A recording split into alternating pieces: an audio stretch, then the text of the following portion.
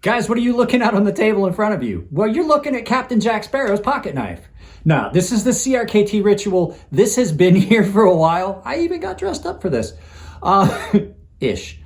This has been here for a while. Nick Shabazz sent this. I just have not gotten around to doing a final review of it. So we're going to have a little bit of fun because I do like this knife. It has so many things that I shouldn't like, but I do like it. So let's look at it from above. Guys, I know that I have had this knife around forever. Nick Shabazz sent me this knife a while ago. This is the CRKT Ritual. And this knife is a lot of fun.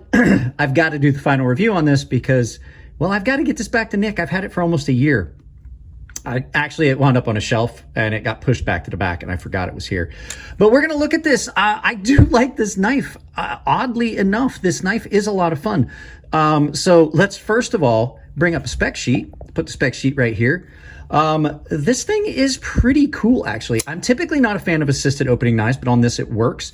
There's a lot going for it, but first things first, let's do a quick size comparison. All right, so your first knife is the Benchmade 940. Now, I have lined these up exactly on the line here, just so you can get a perspective. This is a big knife.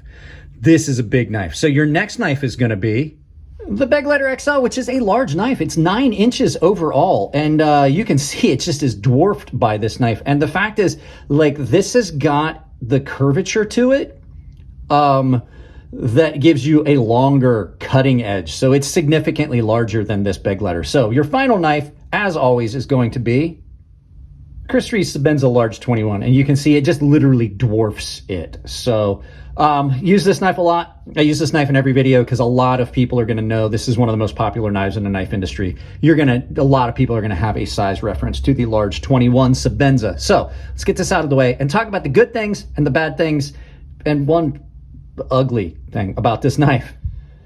All right, guys, we are looking at one of the few CRKT knives recently that I've seen that I actually like. This one is not bad.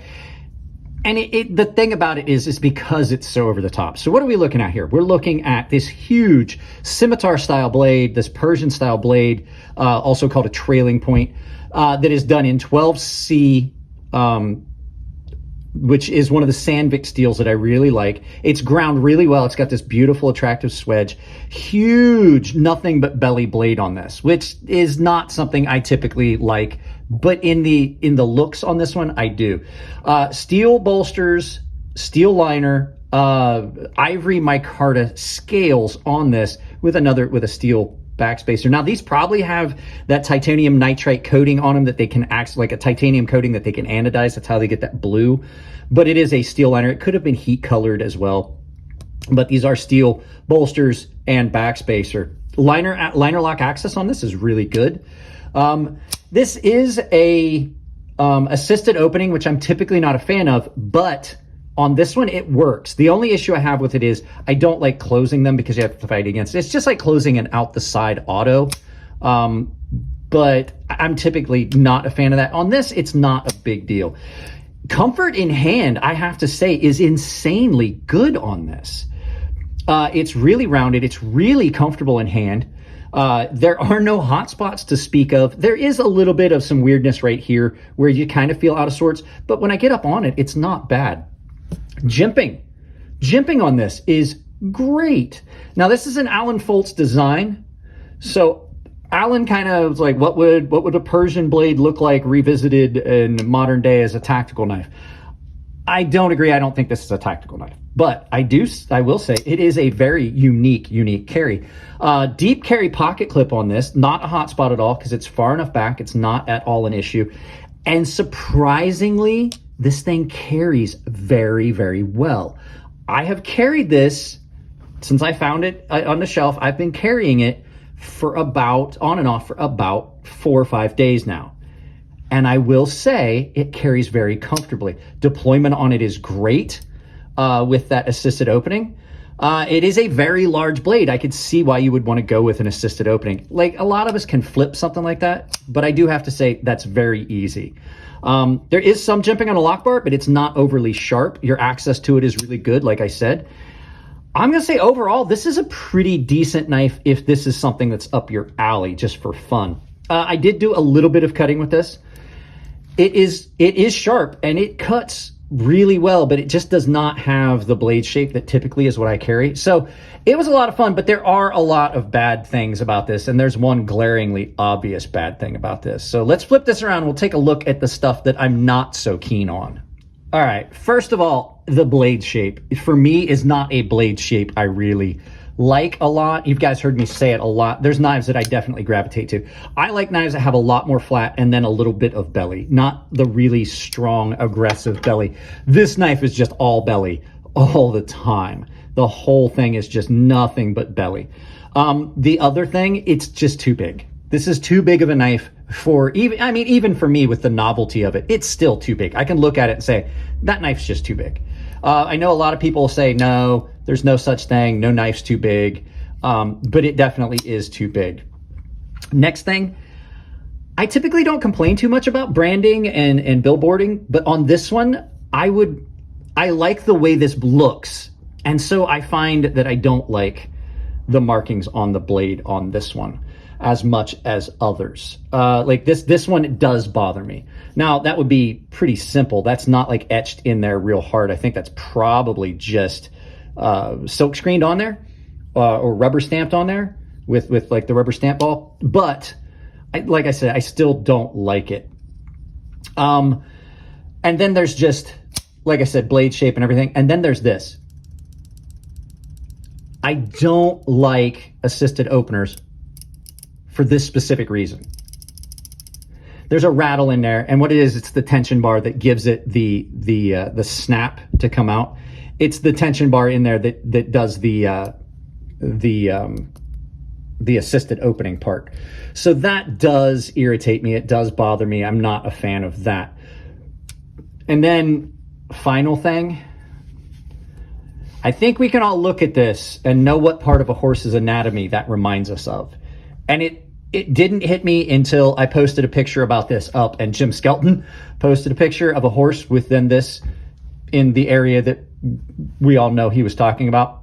It is that needed to be changed a little bit. And just simply knocking those points off and rounding this would have made that so much less equestrian phallic, if you will.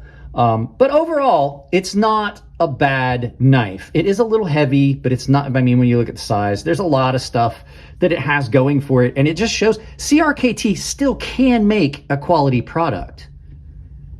I just wish that like there was a couple little minor changes to this. I think that a mini version of this would probably be good.